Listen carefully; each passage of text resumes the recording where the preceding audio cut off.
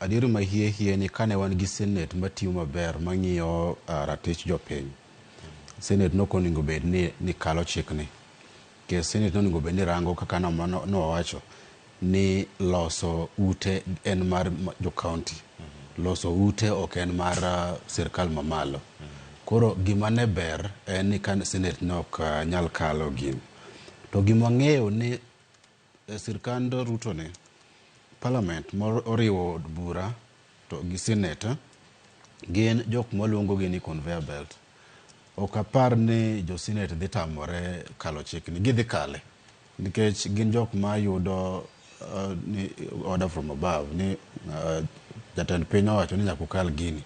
Ma be dhiro ni gino kale kata mana ndalo ariyo upo mane osekete kalam, osebedo chik. Weche mag attorney general ma piny kae seche moko nyalo wacho ni attorney general otamore sumo paro maber, but kata en oseng'ur. Nyocha ni neno kano dhi od bura mowacho ni duol miluongo ni Public Service Commission ni ok miye thuolo iwinjo. Nikech seche mitimo weche mag bill gi wan gimiluongo ni stakeholder engagement. To attorney general mohie be moningo bed ni miyo sirkal paro ni gini ober gi katiba kata orach gi katiba. To Kenya ka yudo ni gimora mora mitimo attorney general ichunogo ni gindo nyaka tim kama. Koro idagi yie ting'eni gimarach ni ofisno en gima luongo ni political appointee.